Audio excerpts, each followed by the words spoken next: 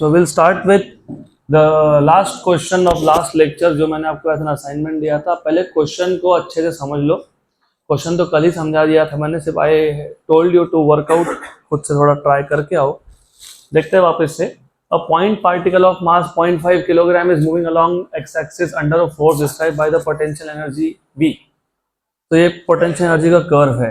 देखो ऐसा है, जब आप एक ऑब्जेक्ट पे फोर्स लगाते हो, वो फोर्स वर्क करता है। वो वर्क या तो काइनेटिक एनर्जी में कन्वर्ट होता है या तो पोटेंशियल एनर्जी में। यहाँ पे जो तुमने फोर्स लगाया, वो जो फोर्स है, वो जो फोर्स वर्क में कन्वर्ट हुआ। और लास्ट बेंच वो जो वर्क है, उसके से जो पोटेंशियल एनर्जी आया, ये उसका कर्व है। So this potential energy is because of the applied force. It is projected towards the right. वो जो particle that is projected towards the right में इसको प्रोजेक्ट किया। कहाँ से प्रोजेक्ट किया? From the origin with speed v. What is the minimum value of v? Minimum value of v for which the particle will escape infinitely far from the origin. अब पहले तो question आपको ऐसा सोचना चाहिए, जब इन्होंने बोला है the particle will escape far from the origin. हम जब क्वेश्चन में ऐसा बोला है ना, कहाँ प्रोजेक्ट किया? राइट में। तो हम यही सोच रहे थे कि वो राइट में जाएगा। नॉट नेसेसरी, राइट में नहीं भी जा पाएगा तो कहाँ जाएगा? लेफ्ट में। बोला तो राइट में। हाँ बताता हूँ कि राइट में नहीं जा पाएगा मतलब क्या होता है। तुमने वो ओलंपिक्स में एक गेम होता है, पता है? उसमें से हर्डल्स होते हैं, हर्डल्स। उसके ऊपर जंप मारते हैं, है ना? राइट। तो एक हाइट तक हर्डल रहा तो what ever you can say athlete can jump. लेकिन मैंने हर्डल बहुत बड़ा बना दिया तो एथलीट जंप कर पाएगा क्या? नहीं। तो अब हमको ये सोचना पड़ेगा कि ये जो तुम्हारे पास कर्व है पोटेंशियल एनर्जी का, तो पार्टिकल के पास उतना एनर्जी होना चाहिए so that the particle can jump this hurdle. तो पहले सोचते हैं कि अगर राइट में जाना है तो उसके पास कितना स्पीड होना चाहिए। देखते हैं। सबसे पहले पार्टिकल ने जब स्टार्ट किया तो वो रेस्ट पे था, और ग्राफ भी तुमको दिख रहा है। ग्राफ के हिसाब से ओरिजिन पे पोटेंशियल एनर्जी कितना है? 0। अब तुमने उस पर फोर्स लगा दिया, और वो फोर्स किस में कन्वर्ट हुआ? वर्क में। और वो वर्क किस में कन्वर्ट हुआ? काइनेटिक एनर्जी में। कल भी यही अप्रोच यूज किया था ना हम लोगों ने। हमने क्या किया था कल, याद है क्या? Total energy initial equal to total energy final, ऐसे लिखा था हमने। फिर टोटल एनर्जी को क्या लिखा था हम लोगों ने? If you remember, kinetic energy which is half mv² plus 0 क्यों लिखा था? क्योंकि दिख रहा है at x equal to 0 potential energy is 0, right. अब सिर्फ थोड़ा सा मैं अप्रोच चेंज कर रहा हूँ, है वही, थोड़ा सा अप्रोच चेंज कर रहा हूँ मैं, थोड़ा सा। नाउ रिमेंबर, ये जो टोटल एनर्जी ये जो भी टोटल एनर्जी होगी, वो अगर पार्टिकल को राइट साइड में इन्फिनिटी में जाना है, कहाँ जाना है? राइट साइड के इन्फिनिटी पे। तो जो राइट साइड में जो पोटेंशियल एनर्जी का मैक्सिमम वैल्यू है वो कितना है? 4 बराबर। ऐसा समझो कि ये हर्डल है। तो अगर वो पार्टिकल को ये हर्डल क्रॉस करना है, तो पार्टिकल का जो टोटल एनर्जी है ना, वो इस एनर्जी से ज्यादा होना चाहिए। कितना एनर्जी ज्यादा होना चाहिए? 4 से। तो total energy should be greater than और इक्वल टू 4 जूल। लेकिन टोटल इनिशियल एनर्जी क्या होगा? Kinetic, that is half mv² plus potential, that is 0 equals to 4 बराबर। हाफ मास की वैल्यू भी हाफ, 0.5 मतलब हाफ।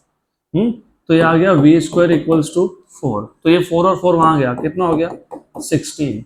तो v की वैल्यू क्या आएगी? +-4 मीटर पर सेकेंड। ये तो तुमको दी है, लेकिन ये आंसर करेक्ट नहीं है। उन्होंने मिनिमम पूछा है। मिनिमम क्या पूछा है? मिनिमम। अब सोचो, हमने पार्टिकल को एनर्जी दिया, लेकिन वो 4 जूल से कम था। तो पार्टिकल गया, क्रॉस कर पाया क्या?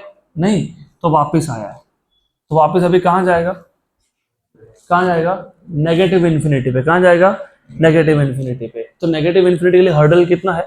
1 जूल का है। मतलब ये पॉजिटिव साइड का था, ये पॉजिटिव साइड का देखा तुमने। अब तुम नेगेटिव साइड का भी देख लो, क्योंकि तुमको मिनिमम पूछा है और तुमको ऐसा कहीं नहीं बोला कि पॉजिटिव इन्फिनिटी, उन्होंने बोला बस इन्फिनिटी। अगर बोला तो पॉजिटिव इन्फिनिटी, तो आंसर क्या लिखते? 4। अगर तुमको बोला ही नहीं है पॉजिटिव या नेगेटिव, तो दोनों में से छोटा वैल्यू ढूंढना पड़ता है।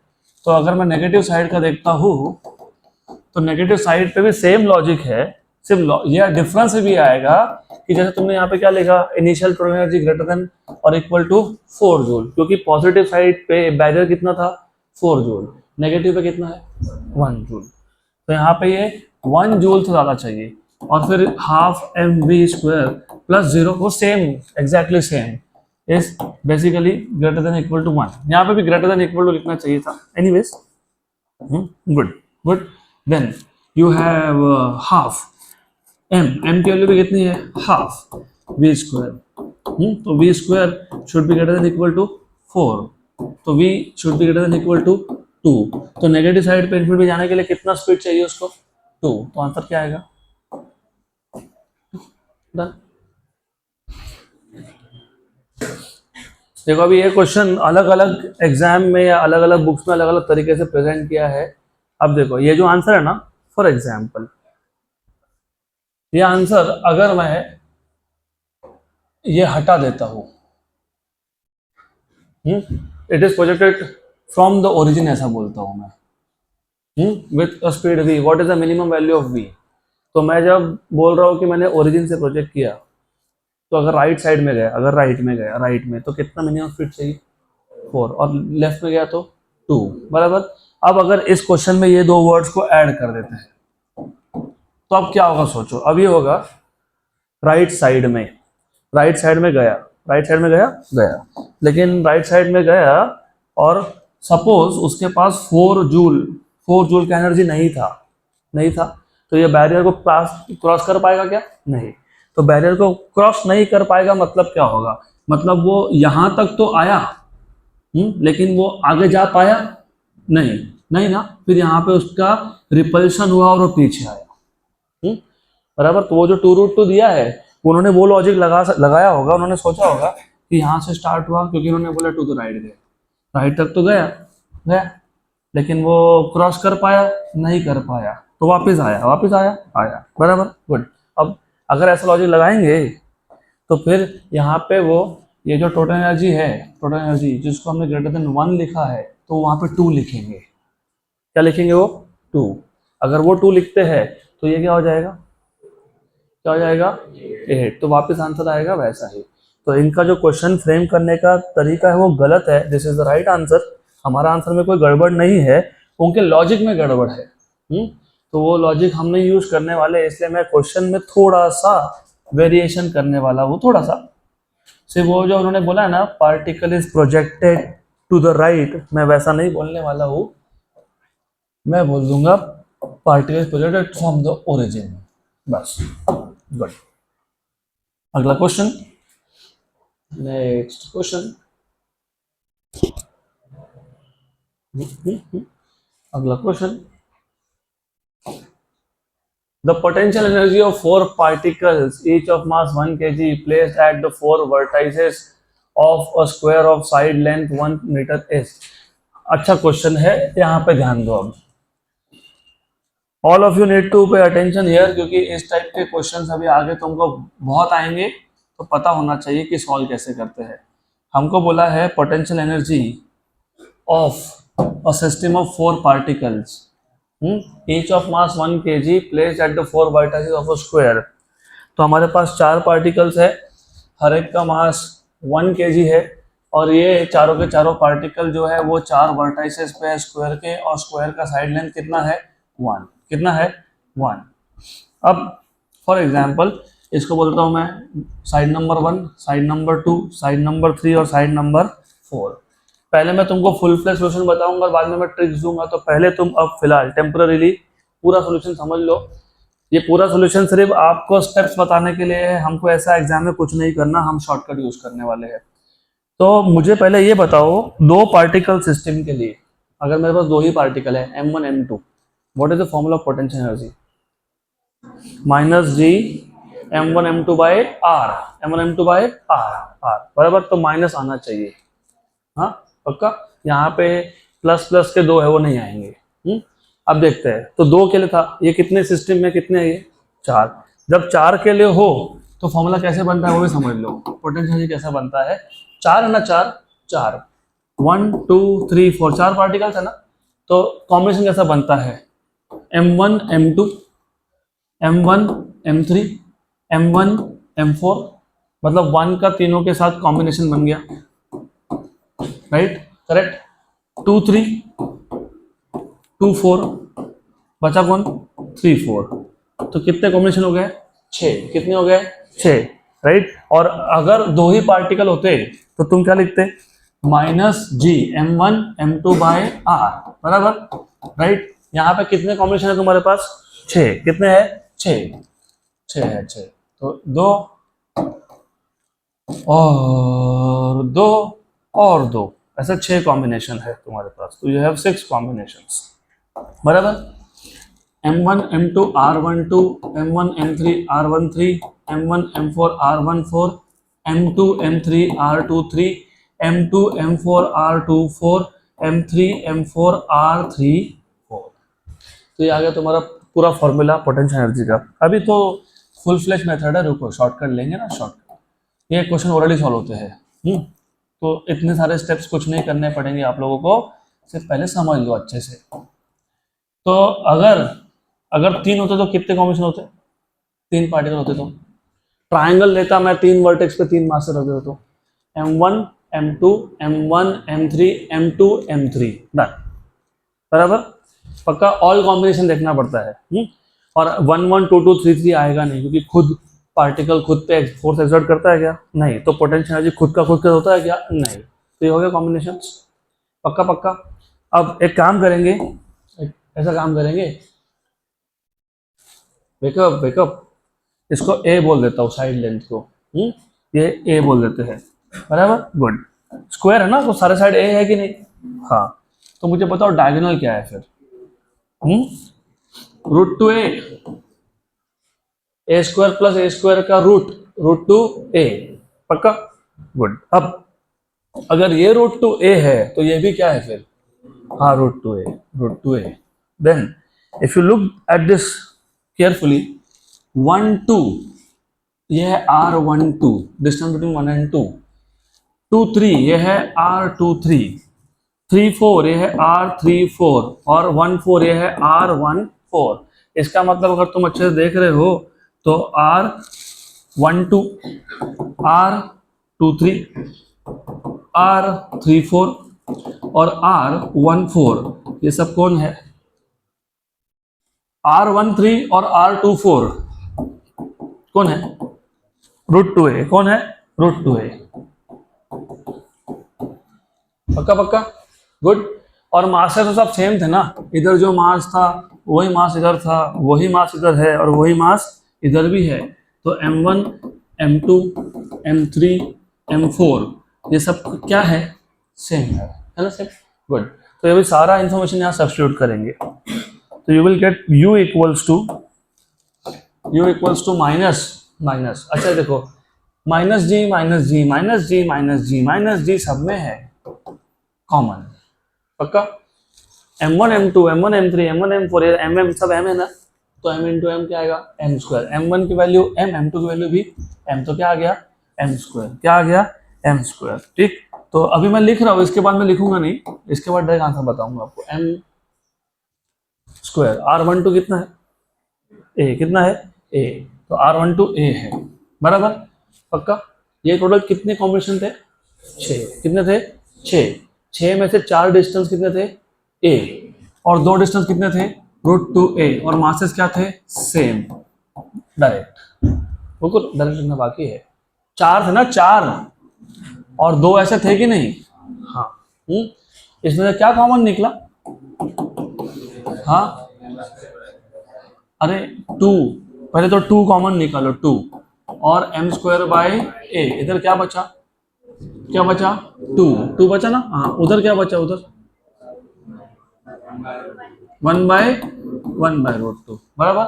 ये तुम्हारा एक PYQ बन गया, क्योंकि एक PYQ में विदाउट वैल्यूज दिया था, तुमको बोला था हमारे पास 4 आइडेंटिकल मासेस है M which are placed on the vertices of a square with side A, what is the total potential energy, -2 GM square A 2 + 1 by root 2, ये एक हो गया। अब इसी में जब वैल्यू सब्स्टिट्यूट करोगे तो ये क्वेश्चन सॉल्व होगा। मास कितना है 1 kg और A कितना है 1, वेरी गुड। तो U equals to -2 -2 G G. m कितना 1 और a कितना 1, 2 प्लस 1/, आपको याद है कि 1/√2 0.7 होता है, एक्चुअली 0.707 होता है, तो ठीक है 0.7 बराबर। तो ये 2.7 into 2 5.4 G with negative sign, option C. अरे रुको, ट्रिक कहाँ बताया मैंने, यह तो आंसर करेक्ट है। ये इतना करेंगे क्या हम लोग, इतने टाइम में तो 3 क्वेश्चन हो जाएंगे हमारे सॉल्व। तो अभी क्या करना, लुक एट द ट्रिक। ये ट्रिक ऐसा है, सबसे पहले कितने तुम्हारे पास मासेस थे, तो कितने कॉम्बिनेशन बने 6, m1 m2 1 2 1 3 1 4 2 3 2 4 3 4, सारे मासेस सेम है। हाँ वेरी गुड। अभी ध्यान दो, potential energy equals to, potential energy में माइनस होता है जी होता है प्रोडक्ट ऑफ मासेस होता है।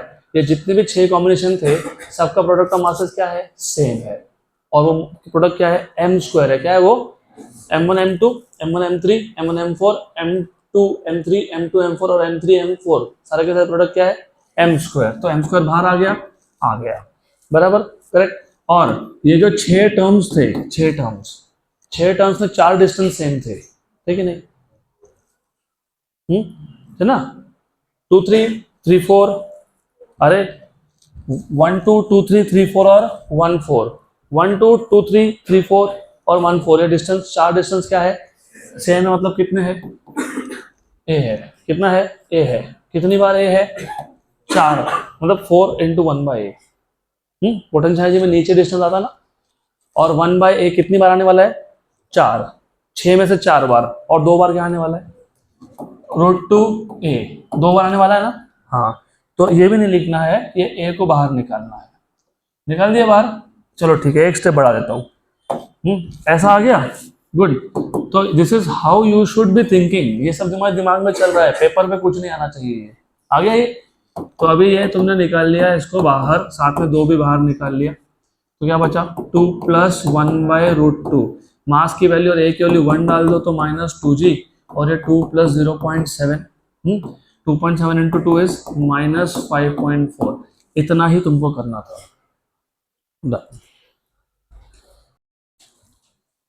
तो अगर ऐसा ही क्वेश्चन आपको इक्विलैटरल ट्रायंगल के लिए पूछ लिया, तो अब ये हुआ ही है, तो हम लोग एक एक्स्ट्रा क्वेश्चन सॉल्व कर लेते हैं।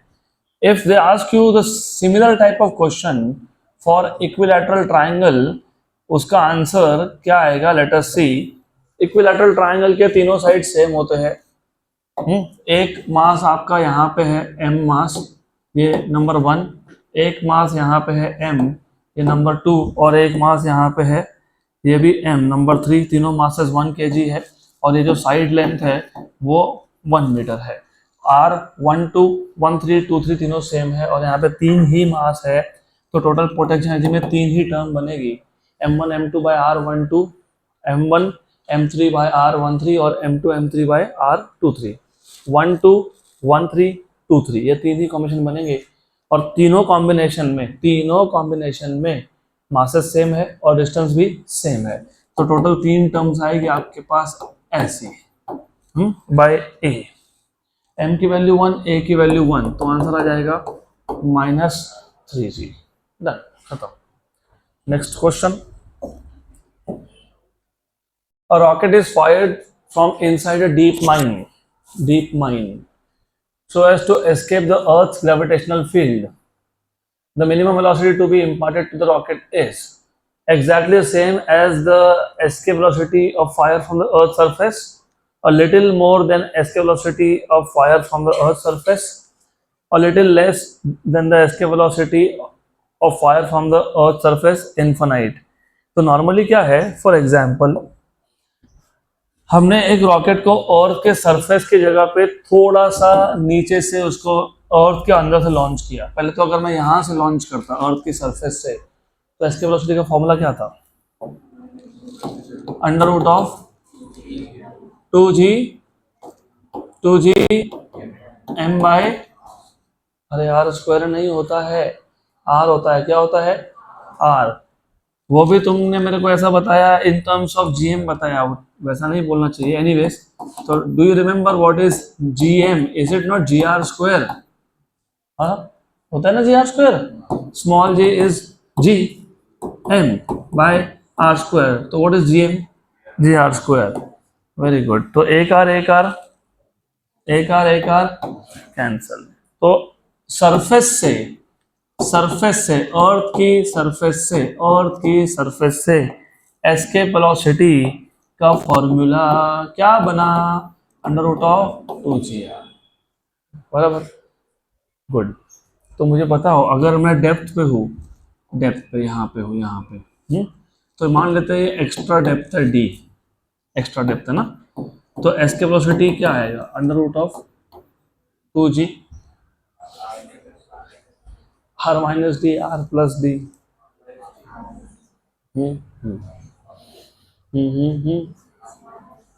r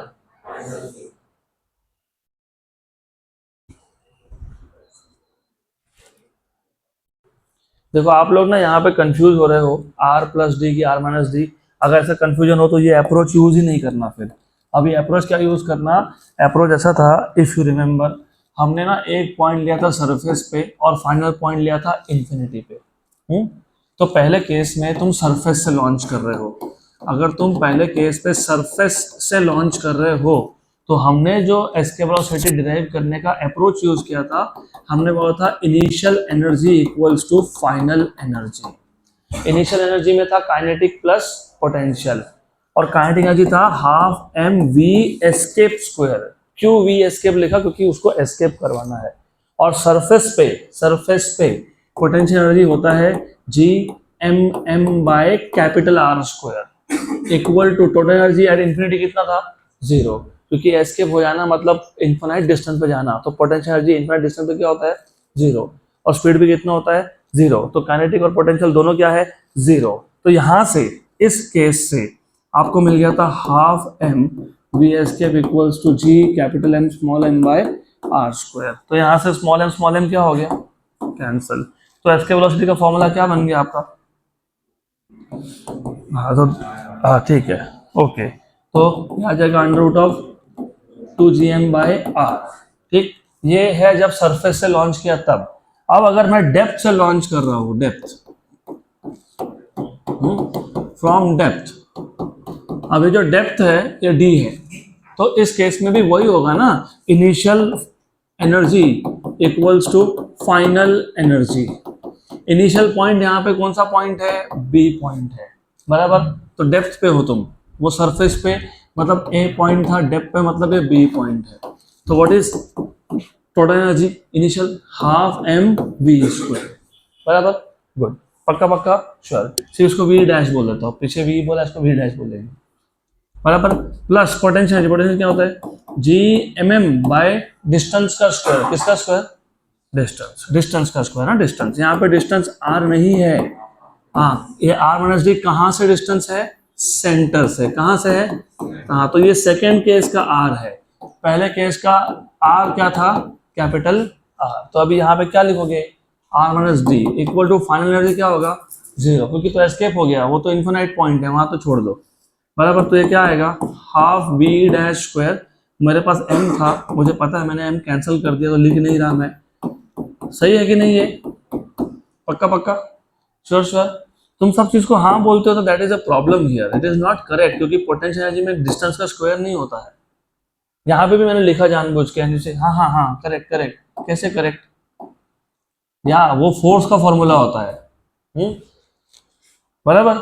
अगर वहां पे आर स्क्वायर, तो इधर स्क्वायर कहाँ गया फिर? हाँ, तो हर चीज को ऐसा हाँ नहीं बोलना पड़ता है। तो वी डैश कितना हो गया? वी डैश कितना हो गया? 2gm upon are minus D, हाँ ना, अंडर रूट के साथ आएगा। अब इसको और उसको कंपेयर करो। यहाँ पे डिनोमिनेटर न्यूमरेटर तो सेम है ना? सेम है कि नहीं? यहाँ पे डिनोमिनेटर सिर्फ आर है, सिर्फ आर है, और इधर कौन है? डिनोमिनेटर। तो यहाँ पे डिनोमिनेटर छोटा है, डिनोमिनेटर छोटा हो तो नंबर, हाँ, तो इस केस में एस्केप वेलोसिटी ज्यादा लगेगा कि नहीं लगेगा? हाँ, तो अभी आंसर भी आया। a little more than s का वेलोसिटी फ्रॉम द सरफेस। तो ये इस तरीके से भी सॉल्व हो सकता है, मैं तुमको शॉर्टकट बता रहा था, लेकिन जब मैंने पूछा VE equal to under root of 2G, confuse हो गए, R minus D, R plus D, कोई कुछ बोल रहा है, कोई कुछ बोल रहा है, तो ऐसा सॉल्व करो फिर। Quick quick quick quick quick. तो अभी इसका ट्रिक भी देखेंगे हम लोग। कभी कभी ना लेजीनेस, ऐसा कोई तो बोलता था लेजीनेस इज एनिमी, पर वो सच नहीं है। Sometimes laziness makes you smart if you think wisely. तो ना ये 1 2 3 4 5, 5 और 5 या फिर 4 और 4 8 स्टेप्स, कौन करेगा 8 स्टेप्स? नहीं करना। Escape velocity is equal to under root of 2gm by small r लिख देना, स्मॉल r। ये 2gm तो कांस्टेंट है, मतलब escape velocity is proportional to 1 by root r। जब तुम सरफेस पे हो तो स्मॉल r की वैल्यू कैपिटल R है, जब तुम सरफेस से नीचे हो तो वो स्मॉल r माइनस डी है, तो डिनोमिनेटर छोटा हुआ तो एस के वेलोसिटी की वैल्यू बढ़ेगी। One step answer. ये तुम हाइट के लिए भी यूज कर सकते हो, हाइट। अब अगर मैं इंस्टीट्यूट ऑफ डेप्थ अगर मैं हाइट पे लेके जाऊँ और वहां से एस्केप करवाऊँ, तो हाइट पे जाओगे तो स्मॉल r की वैल्यू r प्लस h होगी, तो डिनोमिनेटर बढ़ रहा है तो नंबर छोटा हो रहा है, तो हाइट से एस्केप करवाओगे तो escape velocity will become less compare to surface value. तो एक सिंगल फॉर्मूला में तुम्हारे दोनों काम हो गए। इतना कुछ करने की जरूरत ही नहीं थी वहां पे। Done. Next question. The escape velocity for a rocket from Earth is 11.2 km per second. Its value on a planet where acceleration due to gravity is double that on Earth and diameter of the planet is twice of the Earth will be. escape velocity का formula हमने अभी देखा ना, under root of 2gm q 2g, सीधा 2gr लिखो ना। ये कहां से आया? 2gm बाय r था, gm को क्या लिखा तुमने? gr स्क्वायर, एक r कैंसल। जिनको अभी भी नहीं कुछ लिंक लग रही, थोड़े से लिंक लगा लो। तो g equal to gm by r square, तो gr square equal to gm from equation number 1 and 2। मैं जितना आंसर को शॉर्ट करने जाता हूँ, आपके कुछ लोगों के चेहरे देख के उतने ही स्टेप बढ़ जाते हैं। ये gm क्या है? gr स्क्वायर, नीचे कौन था? r था, तो कैंसल हुआ क्या? हुआ। तो एस्केप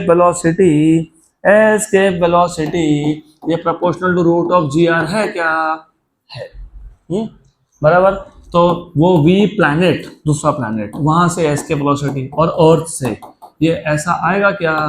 gprp अपॉन GERE आएगा क्या ऐसा? हाँ। अब इन्होंने क्वेश्चन में ऐसा बोला कि जो भी वो प्लैनेट था उस पे एक्सेलरेशन ड्यू टू ग्रेविटी की वैल्यू अर्थ के कंपैरिजन में डबल है, डबल है। तो GP is 2GE, GP is 2GE। तो GP बाई GE कितना है? 2। कितना है? 2। तो ये 2 आ गया, ये 2 आ गया GP बाई GE से। हाँ कि ना? पक्का श्योर 100%। और इन्होंने बोला डायमीटर भी डबल है, डायमीटर इज ट्वाइस। अगर डायमीटर डबल है तो रेडियस भी डबल हुआ कि नहीं? तो RP इज 2RE हुआ कि नहीं? तो RP बाय RE भी 2 हुआ कि नहीं? हुआ। तो ये दोनों के दोनों ही 2 थे, ठीक है 2। हाँ, तो ये 2 और ये 2 कितना हो गया? 4 का रूट कितना हो गया? 2। तो VP बाई VE कितना हो गया? 2। तो VP कितना हो गया? 2VE। तो 11.2 का डबल कितना होता है? तो 22.4 किलोमीटर पर सेकेंड ऐसा आंसर है, ऑप्शन सी। तो ऑलमोस्ट हर एक क्वेश्चन का एक ट्रिक बनता है, इसका भी बनता है, तो इसका भी ट्रिक। लेकिन फिर ट्रिक के लिए ना इट इज अज्यूम कि तुमको एस्केप वेलोसिटी फ्रॉम अर्थ का फॉर्मूला पता है, under root of 2gr, under root of. तो escape velocity from the planet will be under root of 2 GPRP। हाँ कि ना? बराबर ना? और से अगर 2gr तो planet से कितना? 2GPRP, where GP is the action due to gravity at that planet and RP is radius of that planet। पक्का क्या? अगर ऐसा है और क्वेश्चन के अकॉर्डिंग जीपी की वैल्यू कितनी है, जल्दी बताओ कितनी है, 2g, और आरपी कितना है, 2r। वेरी गुड, ये 2 और 2 4, 4 बाहर आ गया, अंदर क्या रह गया, 2gr। ये अर्थ सरफेस ऑफ अर्थ से एस्केप वेलोसिटी की वैल्यू है, हाँ कि ना, और ये कितनी होती है 11.2, तो आंसर क्या आ गया 22.4। तो ऐसा भी तो कर सकते थे, मैं वही आपको पहले बता रहा था, लेकिन मैंने आज what is the formula of escape velocity under root of 2gr याद ही नहीं है आपको, तो सीधा सीधा डायरेक्ट शॉर्टकट। नेक्स्ट क्वेश्चन,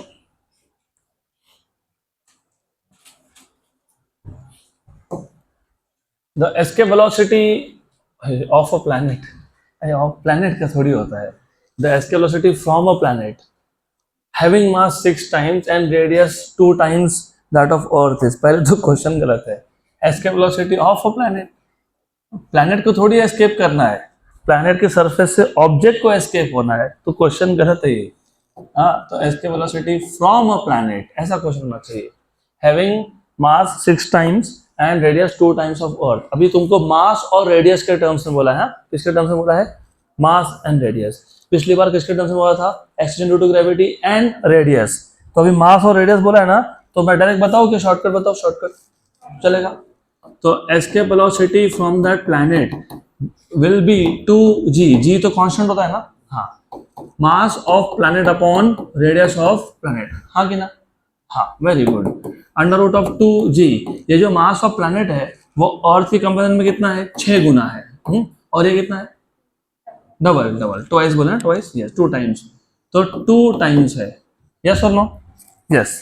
तो ये और ये कैंसिल हुआ कि नहीं हुआ, हुआ। तो ये √6 को अलग से लिखा गया, नहीं अलग से मत लिखो, ऐसा करो, इसको कैंसिल भी नहीं करना है अपने को, इसको नहीं कैंसिल करना, इसको रखो साथ में, ये हो गया, ये हो गया 3, चलेगा क्या ऐसा।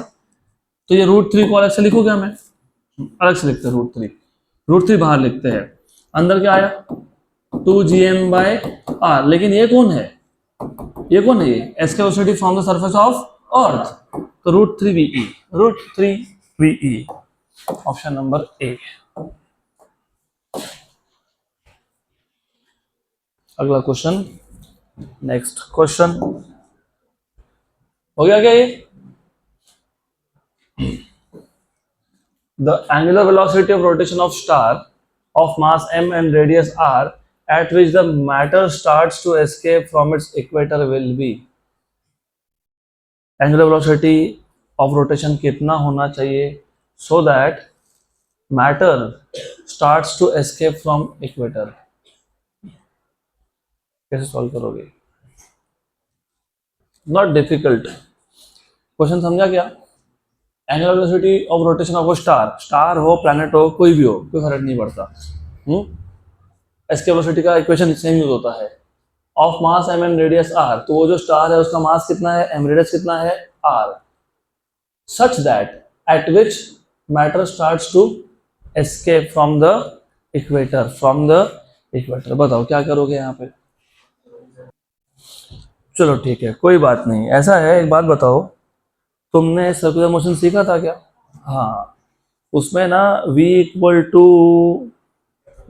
To R omega, very good, v equal to R omega. तो तुमको अगर याद होगा, फॉर एग्जांपल ये वो स्टार है, स्टार, और इक्वेटर पे जो रेडियस है ना वो कैपिटल आर है, ऐसा मान लो, तो v इक्वल्स टू क्या होगा आर ओमेगा, लेकिन उन्होंने क्या बोला है, यहाँ से मैटर एस्केप होना चाहिए, मतलब स्पीड क्या होना चाहिए, एस्केप, तो ओमेगा क्या आएगा v/r आएगा कि नहीं, हाँ। व्हाट इज एस्केप वेलोसिटी का formula, under root of 2gm by, यही होता है ना, इसको अंदर भेजो, पहले तो देख लो मिल जाएगा आंसर, हाँ है, सी खत्म, ये अंदर गया तो आर स्क्वायर होगा ना, तो root of 2gm by R square into R is R cube, खत्म, done. Next question, motion of satellite, two satellites of masses m1 and m2, उसमें एक सैटेलाइट का mass m1 is greater than m2 are revolving round the earth in circular orbits of radius r1 and r2, r1 is greater than r2, very good, respectively. Which of the following statement is true regarding their speed? सबसे पहले ये बताओ, circular orbit बोला है क्या? हाँ, circular orbit हो तो स्पीड कौन सा होता है? क्रिटिकल। और क्रिटिकल वेलोसिटी का फॉर्मूला क्या होता है? जल्दी जल्दी जल्दी, under root of G M by R. और ये जो जी एम बाय आर में एम कौन है? किसका मास है? अर्थ का। सैटेलाइट का मास है क्या? नहीं।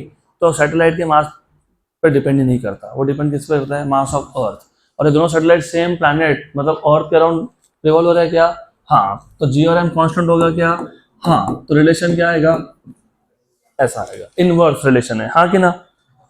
राइट। तो जिसका रेडियस, ऑर्बिट का रेडियस बड़ा, उसका स्पीड कम, क्योंकि रिलेशन क्या है? Inverse. R1 greater than R2 बराबर, तो V1 लेस देन V2। जिसका रेडियस बड़ा उसका स्पीड कम। तो देखो तो V1 लेस देन V2 है क्या?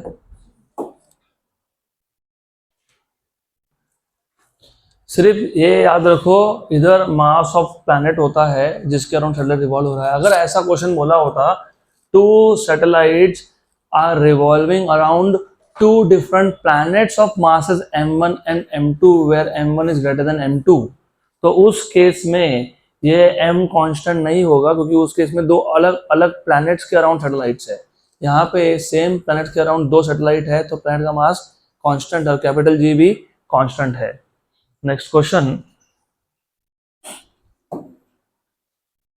A cosmonaut is circling the Earth in a satellite at 7 km per second at a height of 630 km above the surface of Earth.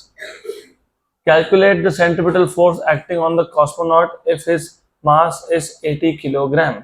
तो एक cosmonaut है, what is cosmonaut? जैसे astronaut वैसे cosmonaut. Good. तो वो astronaut के लिए cosmonaut भी यूज करते हैं वर्ड। तो a cosmonaut is circling the earth in a satellite, satellite के अंदर 7 किलोमीटर पर सेकेंड के स्पीड से at a height of 630। Calculate centimetre force on the cosmonaut. तो सेंटीमीटर फोर्स ही तो फाइंड करना है ना आपको। तो सेंटीमीटर फोर्स का फॉर्मूला क्या होता है? mv स्क्वायर बाय आर बराबर mv स्क्वायर बाय आर। पक्का? गुड। लेकिन ये स्मॉल r क्या होता है? r plus H. What is mass of cosmonaut? 80 बराबर। What is the speed of cosmonaut? 7 kilometre पर सेकेंड। तो 7 × 10⁻³ मीटर पर सेकेंड। किलोमीटर को मीटर में कन्वर्ट करना पड़ेगा। Divide by r plus H. r की वैल्यू कितनी दी हुई है? 6.37 × 10⁻⁶ प्लस हाइट कितना है? Height 630 kilometre. 630 किलोमीटर। एक काम करो, आपको ये जो r की वैल्यू है, r कितना दिया हुआ है? यार 6.37। इसको मैं ऐसा लिखूं क्या? लिख सकते ना ऐसा?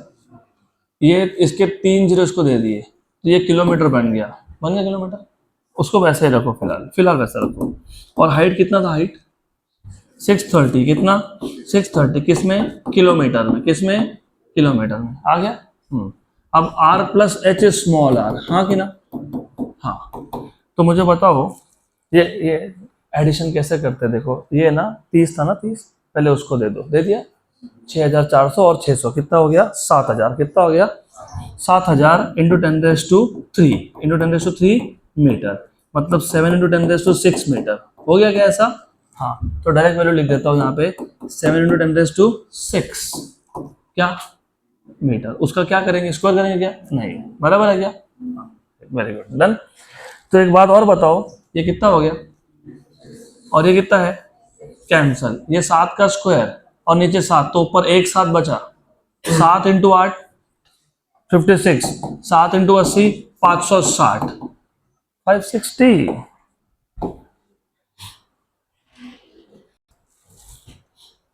कैलकुलेशंस जिसके फास्ट होंगे वही एग्जाम में स्कोर करेगा, नहीं तो फिर कैलकुलेशंस थोड़ा सा फास्ट होने चाहिए। तो ये तो लिखा मैंने, लिखने की जरूरत नहीं होनी चाहिए थी। You have to think 6.37 × 10⁻6 metre मतलब 6370 किलोमीटर। उसमें 630 किलोमीटर ऐड किया तो 7000 किलोमीटर हो गया, किलोमीटर को वापस मीटर में कन्वर्ट किया तो 7000 इंटू 10⁻³ मतलब 7 इंटू 10⁻6, तो ये नीचे आएगा। ऊपर 7 इंटू 10⁻³ का स्क्वायर था तो 10⁻³ का स्क्वायर 10⁻6 और 10⁻6 कैंसिल हो गया, 7 का स्क्वायर नीचे 7 तो ऊपर 7 और ऊपर 80, 560। कोई फॉर्मूला लिखने की जरूरत नहीं, कुछ करना नहीं। क्या पूछा था आपको, क्या पूछा था आपको? Centripetal force. फोर्स क्या होता है? mv²/r बराबर mv²/r। मास तो 80 है। v कितना दिया है तुमको? v 7 किलोमीटर पर सेकेंड तो 7 इंटू 10⁻³ उसका स्क्वायर, क्योंकि v स्क्वायर है बराबर। नीचे क्या है? Small r। What is small r? r plus h। और वो कैसे फाइंड करते हैं अभी बताया मैंने। तो नीचे कितना आ गया? 7 इंटू 10⁻6। ऊपर कितना था?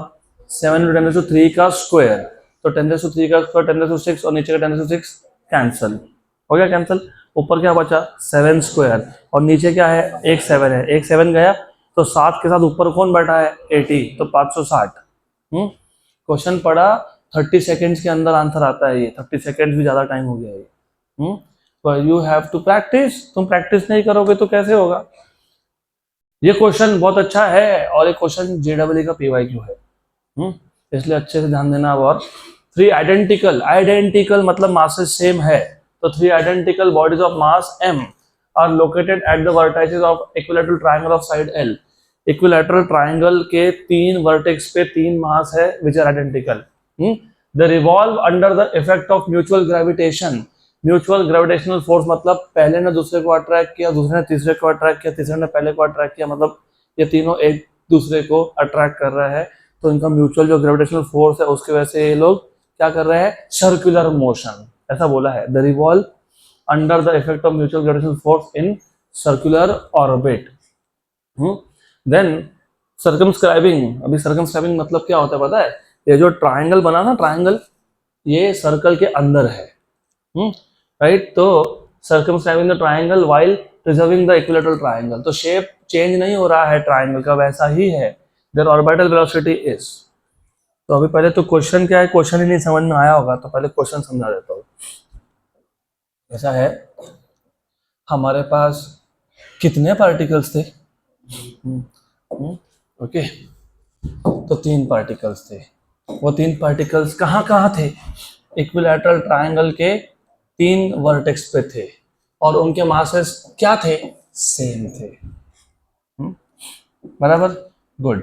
ये तीनों एक दूसरे पे म्यूचुअल ग्रेविटेशनल फोर्स एक्सर्ट कर रहे हैं। ये तीनों एक दूसरे पे म्यूचुअल ग्रेविटेशनल फोर्स एक्सर्ट कर रहे हैं, बराबर। पहला दूसरे को अट्रैक्ट कर रहा है, राइट। दूसरा तीसरे को अट्रैक्ट कर रहा है, तीसरा पहले को अट्रैक्ट कर रहा है। तो 3 फोर्सेस है यहाँ पे। Force between 1 and 2, force between 2 and 3 and force between 3 and 1। 1 and 3, 3 and 1 same thing. और because of this mutual force of attraction ये घूमने लग गए सर्कुलर मोशन में। तो they are circling, they are performing circular motion such that ये जो circle बना ना, क्योंकि सर्कुलर मोशन है तो सरकमफ्रेंस जो बनेगा सर्कल, बराबर।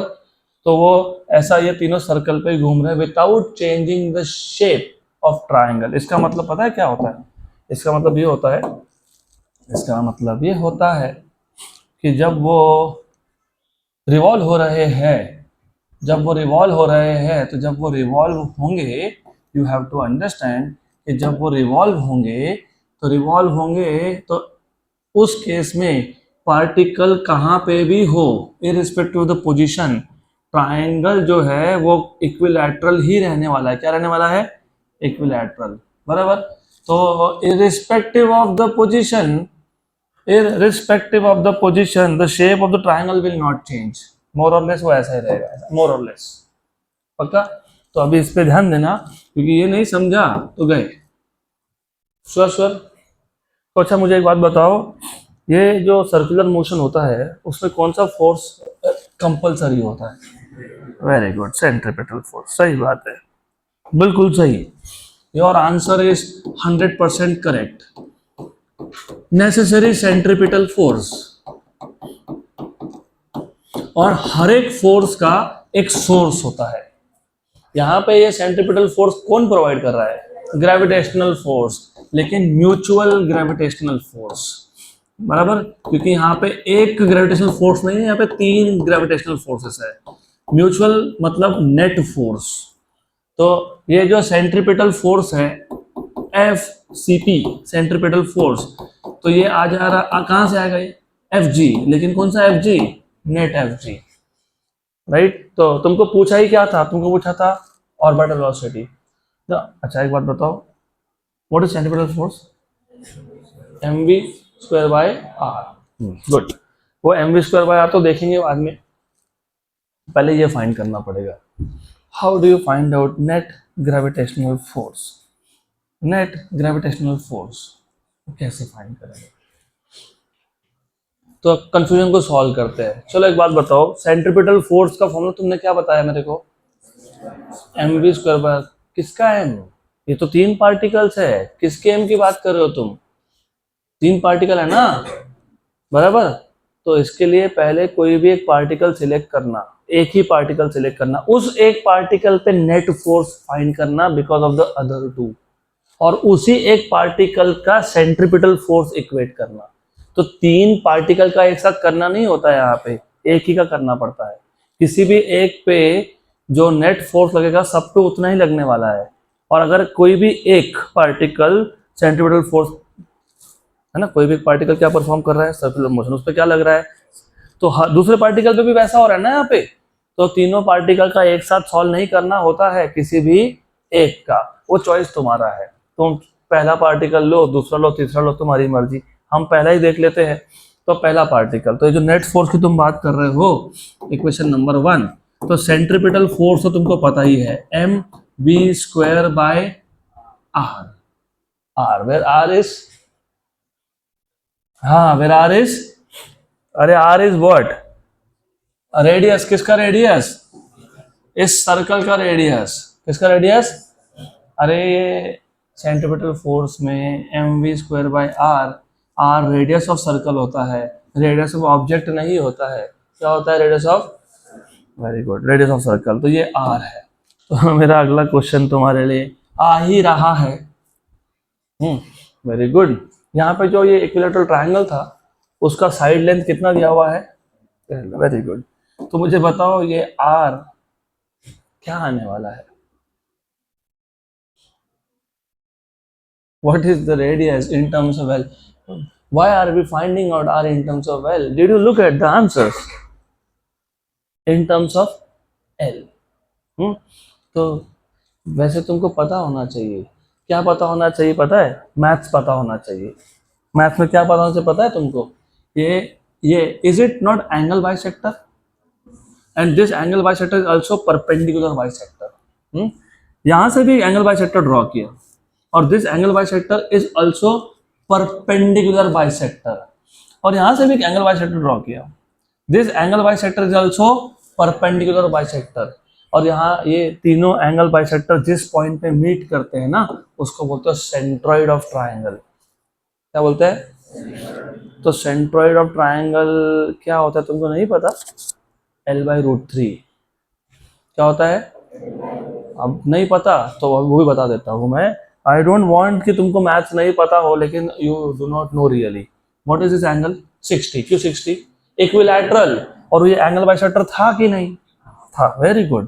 तो ये 30 हुआ कि नहीं, हाँ हुआ 30, ओके, ये R है ना, R है कि नहीं ये, हाँ। तो अभी मेरे को बताओ, मुझे ये बताओ, अगर इसी एंगल बाइसेक्टर को मैं आगे आगे आगे आगे आगे आगे कंटिन्यू करते जाता, तो ये एंगल बाइसेक्टर अपोजिट साइड के लिए क्या बन गया, परपेंडिकुलर बाइसेक्टर, यहां से यहां तक का लेंथ कितना था, L, तो ये साइड कितना हो गया, L/2, राइट। तो तुमको एडजेसेंट साइड पता है, क्या पता है, क्या पता है, और तुमको हाइपोटेन्यूज चाहिए, क्या चाहिए, तो कॉस के साइन, कॉस, क्योंकि कॉस का डेफिनेशन में आता है ना एडजेसेंट साइड, पक्का पक्का। तो मुझे बताओ, मुझे ये बताओ, मैं cos 30 की वैल्यू नहीं पूछ रहा, मुझे बताओ cos 30 क्या आएगा यहाँ से, विच साइड और which side, adjacent by hypotenuse, what is adjacent and what is hypotenuse, R, तो what is R, what is R, L by two cos 30, है ना, ये आर उधर गया, कॉस 30 इधर आया, what is cos 30, root 3 by 2, तो ये हो गया तुम्हारा कैंसर, तो एल बाई रूट 3। तो अगेन वंस अगेन मैथमेटिक्स तुम्हारा स्ट्रांग होना चाहिए अगर इस टाइप के क्वेश्चन सॉल्व करने हैं तो centripetal force is M V square by R, लेकिन आर क्या आया, तो L by root 3 by root 3, root 3 कहीं कहीं तो दिख रहा है, तो शायद हम लोग सही ट्रैक पे हैं पक्का। अभी ये तो तुमने सिर्फ लेफ्ट हैंड साइड सॉल्व किया, तुमको सेंट्रीपिटल फोर्स मिला, नेट फोर्स बाकी है, ग्रेविटेशनल फोर्स बाकी है, और मैंने तुमको अभी बोला कि नेट ग्रेविटेशनल फोर्स फाइंड करने के लिए किसी भी एक मास के लिए करो, किसी भी एक, तो इसके लिए कर लेते हैं। तो ये जो फर्स्ट पार्टिकल है इसको कौन और कौन अट्रैक्ट कर रहा है, 2 और 3, तो ये हो जाएगा direction of force, force on 1 due to 3, तो 1 से 3 की तरफ होता है ना, ये अट्रैक्टिव फोर्स है, फोर्स ऑन 1 ड्यू टू 3 बराबर। सिमिलरली ये हो जाएगा फोर्स ऑन 1 ड्यू टू 2, तो ये F12 है कि नहीं, हाँ है, तो इसके कंपोनेंट्स होंगे कि नहीं, होंगे, एक कंपोनेंट होगा यहाँ पे और एक कंपोनेंट होगा नीचे, पक्का, श्योर 100%, इसके भी दो होंगे ना कंपोनेंट, एक इधर और एक इधर, हाँ कि ना, हाँ, पक्का, गुड। और अगर फोर्स ऑन 1 ड्यू टू 2 और फोर्स ऑन 1 ड्यू टू 3 का मैग्नीट्यूड सेम हुआ, क्या हुआ, तो ये दोनों क्या होंगे, कैंसल होंगे, because they are equal in magnitude but opposite in direction. तो ये कंपोनेंट कैंसल तो हम करते हैं, उससे पहले, वो तो कैंसल करना ही है हमको, लेकिन उससे पहले I want to know angles, ये कितना एंगल है, 30, क्योंकि एंगल बाइसेक्टर था और इक्विलैटरल ट्रायंगल था 30, तो ये F13 का कॉस कंपोनेंट है, कौन सा है, कॉस, और ये कौन है, साइन, तो साइन कंपोनेंट क्या हो जाएगा, कैंसल, और कॉस कंपोनेंट क्या हो जाएगा, अरे ऐड हो जाएगा, क्या हो जाएगा, ऐड, ओके, वेरी गुड। इस टाइप के क्वेश्चन है तो सच में लगता है कि हम कुछ तो जेई नीट कुछ तो सॉल्व कर रहे हैं, तो good, we are doing something. तो मुझे बताओ हॉरिजॉन्टल कंपोनेंट्स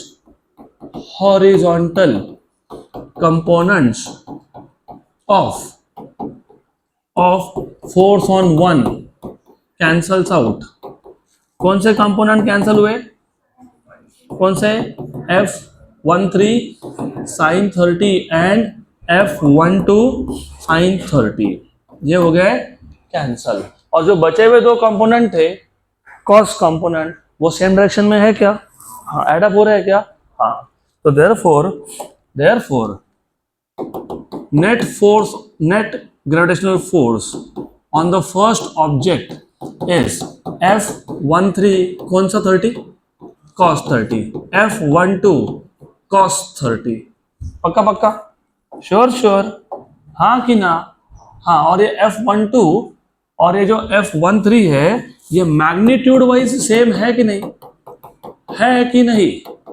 हाँ कि ना, हाँ, क्यों, हाँ, जी M1 M2 मास है तो सब सेम थे ना, इधर मास कितना m, इधर मास कितना m, तो m स्क्वायर, 1 और 3 में, 1 और 2 में डिस्टेंस क्या है, l, तो यहाँ पे क्या आएगा, l स्क्वायर, तो मैग्नीट्यूड वाइज सेम थे ना वो, इसलिए तो कैंसिल हुआ ना, नहीं तो कैसे कैंसिल करोगे, कैंसिल किया कि तुमने, क्यों कैंसिल किया, क्योंकि मैग्नीट्यूड वाइज क्या थे वो, सेम थे, बराबर। तो F13 की जगह पे क्या लिखूंगा मैं, gm square by l square, और cos 30 कितना होता है, √3/2, बराबर।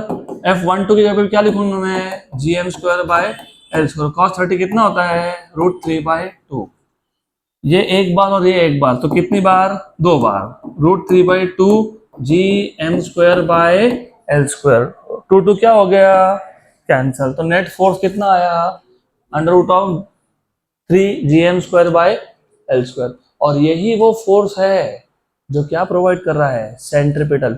और मेरे बोलने की जरूरत नहीं है, डायग्राम ने तुमको दिखा दिया कि ये दोनों forces towards the centre point कर रहे हैं, और सेंट्रीपिटल फोर्स भी कहाँ होना चाहिए, टुवर्ड्स द सेंटर। तो मैं बोलूं नहीं बोलूं कोई फर्क नहीं पड़ता, तुमको दिख रहा है ये दोनों फोर्सेस का डायरेक्शन कहाँ है, towards the centre.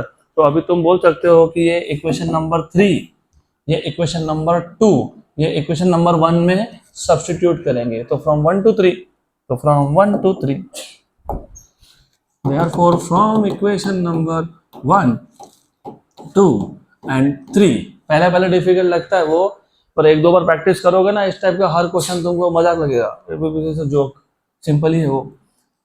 What is FCP, तुमने फाइंड किया, क्या है जल्दी बोलो, √3mv² बराबर। और what was that fg net, what is fg net, √3, हाँ √3 g m²/l², very good good. √3 cancel, l cancel, एक m कैंसल, तो v² इक्वल टू क्या हो गया, gm/l। तो v कितना हो गया, √gm/l। पहले तो देखो ऐसा है क्या, है ऑप्शन ए। अब वेरीफाई करो आंसर यही है क्या है, गुड डन।